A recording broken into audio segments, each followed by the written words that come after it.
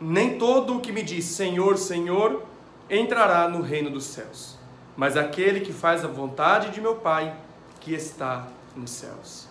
Seja muito bem-vindo ao primeiro episódio de uma série de 4 encontros, onde vamos estudar profundamente o tema da conduta cristã. É um curso avançado e você é muito bem-vindo, muito bem-vinda nesta jornada. O primeiro tema deste nosso curso, dessa série de 4 encontros, é sobre espiritualidade. O que de fato é espiritualidade? O que é espiritualidade bíblica de fato?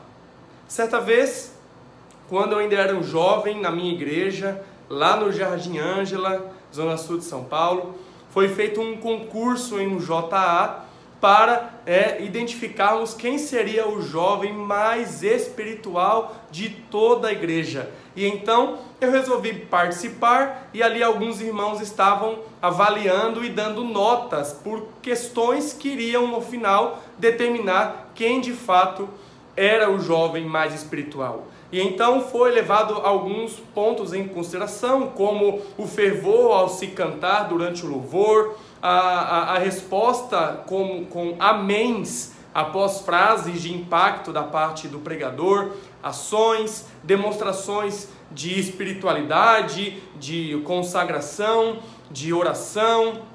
E então eu me lembro que eu devia ter uns 15 para 16 anos na época e eu fiquei em segundo lugar nesse concurso. Eu perdi essa disputa para um amigo e ele foi o vencedor.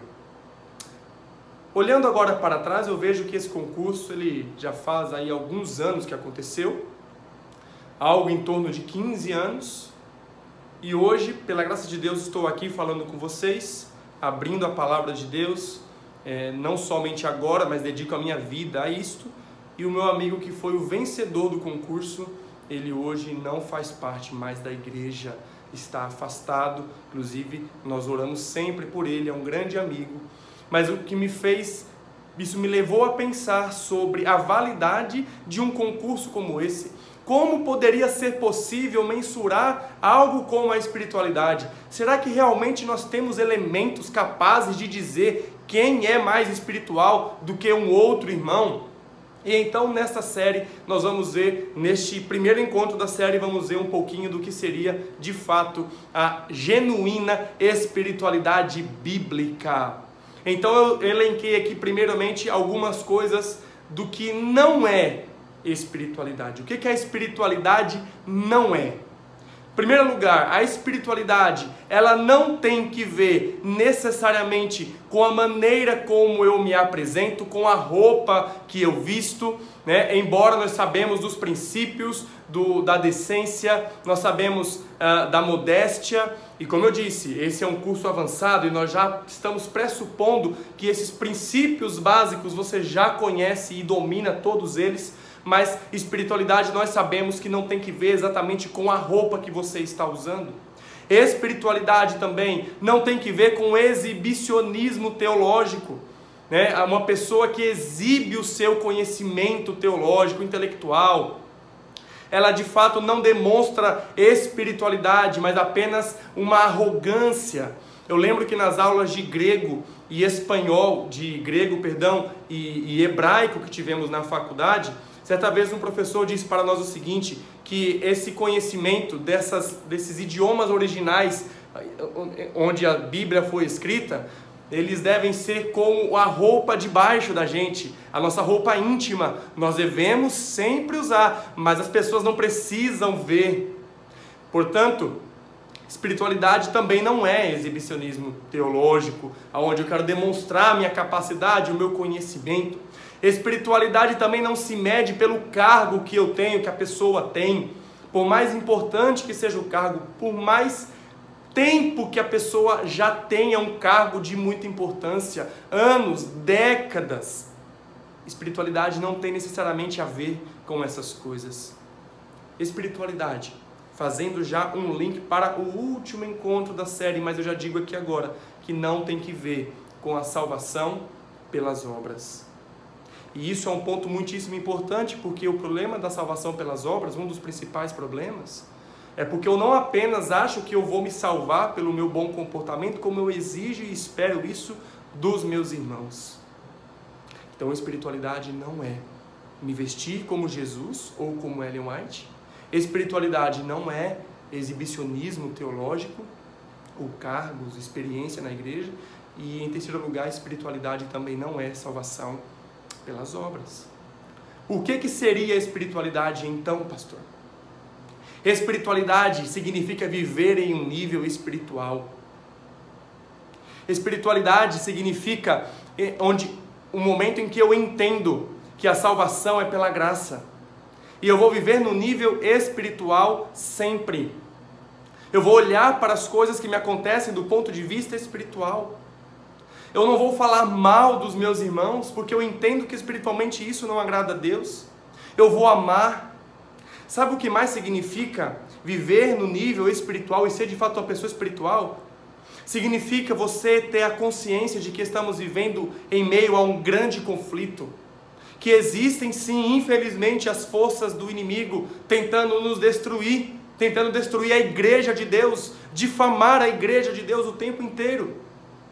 E existem também, graças a Deus por isso, os anjos de Deus e o Espírito de Deus que defendem a igreja, defendem o povo de Deus. Mas esse grande conflito, ele acontece o tempo todo. E se eu não estou no nível espiritual, eu vou achar que o problema é a pessoa. Mas muitas vezes não é a pessoa. É um problema muito mais além, muito mais profundo.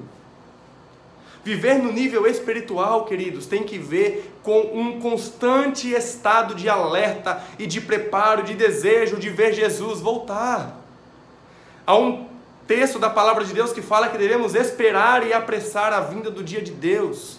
Eu gostaria de convidar você a pensar que espiritualidade não tem que ver apenas com algo que está dentro de mim. Eu não devo olhar apenas para dentro, mas devo olhar para fora. A espiritualidade verdadeira tem que ver com evangelismo.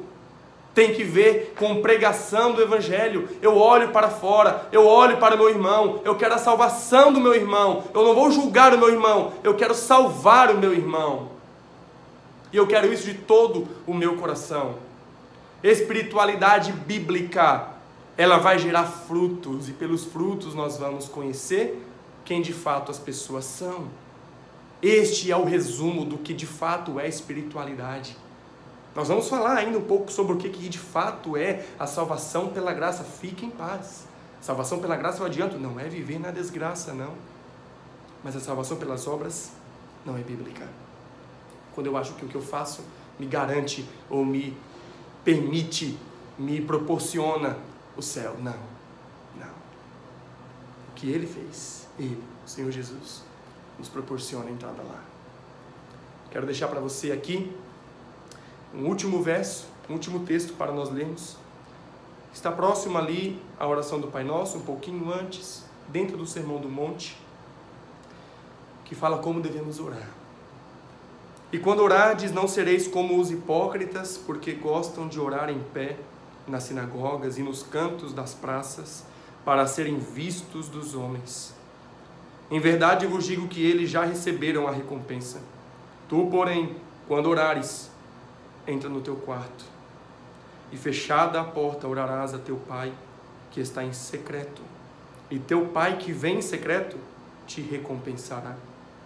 E orando não useis de vãs repetições, como os gentios, quando presumem que pelo seu muito falar serão ouvidos.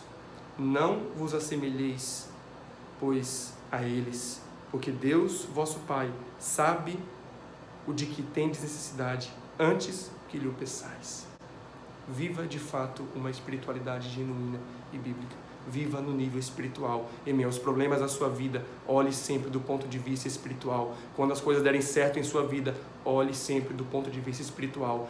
Prepare-se para o encontro com o Senhor Jesus. Procure salvar e amar as pessoas. Não pense que falar mal, não pense que você ser sincero demais está preocupado com a salvação da pessoa. Às vezes nós estamos apenas sendo grossos e estamos afastando pessoas do caminho de Deus. Se envolva. Faça parte desse movimento. Viva no nível espiritual. se prepare e esteja preparando pessoas para se encontrar com Jesus o tempo inteiro, não se esqueça disso. O resto é distração.